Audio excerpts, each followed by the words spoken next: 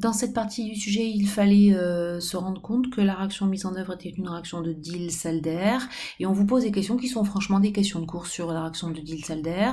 On vous demande quel est le rôle joué par le composé 2, dont on peut très rapidement se rendre compte qu'il va venir jouer le rôle de diénophile, c'est-à-dire que vous avez un diène qui est fourni, et de l'autre côté, on a une insaturation qui jouera le rôle de diénophile.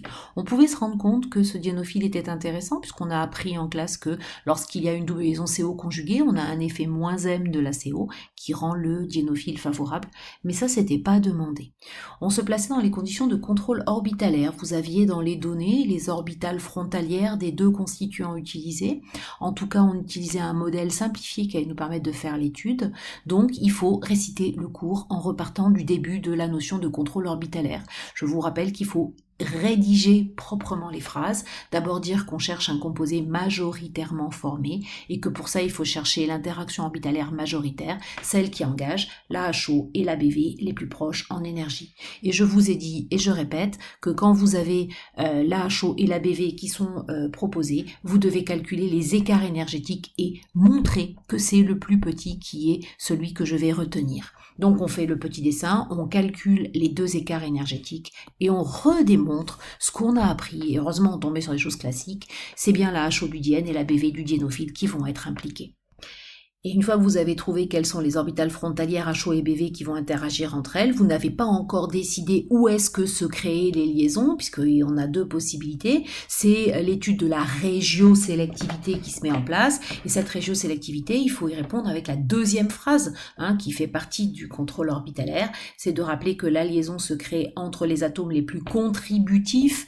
Rappelez-vous qu'on a souvent dit ça. Il faut maintenant expliquer que pour trouver l'atome le plus contributif de l'orbital engagé, il faut chercher où est-ce qu'on a la plus grande probabilité de présence des électrons. Vous aviez toujours deux options, soit vous avez un dessin de l'orbital et vous cherchez où est-ce que le lobe est le plus gros, soit vous avez les coefficients et vous cherchez où est-ce que le coefficient a le carré le plus grand. Ensuite, on place les deux molécules et on fait en sorte que l'endroit où les lobes étaient les plus développés soit dans des endroits qui vont se connecter entre eux, ce qui va imposer les positions relatives des deux squelettes et donc la liaison majoritairement créée, ici entre le C1 du diène et le C4 du diénophile, donc une forme régioisomère qui était majoritairement obtenue. Il faut bien répondre avec ça, on en a fait plein d'exos comme ça, revoyez le cours si c'était utile. On a travaillé sur un modèle simplifié. Dans la question 35, on vous demandait du coup de dessiner la molécule un petit peu plus complète qui était utilisée. Il s'avère que cette molécule utilisait un diène qui était cyclique. On commence par écrire le squelette semi-développé plan, mais on utilise le fait qu'on sait que la réaction de Diels-Alder est une réaction qui est stéréospécifique. SYN. Rappelez-vous, les deux composés se présentent dans des plans parallèles entre eux. On avait appelé ça une attaque suprafaciale. Et par contre, les deux plans, ils peuvent se proposer soit sur le dessus, soit sur le dessous l'un de l'autre. Donc, il y avait une formation équiprobable de deux énantiomères. Et on vous demandait de les représenter, ce qui pose pas de difficulté. Il faut s'appliquer sur le dessin.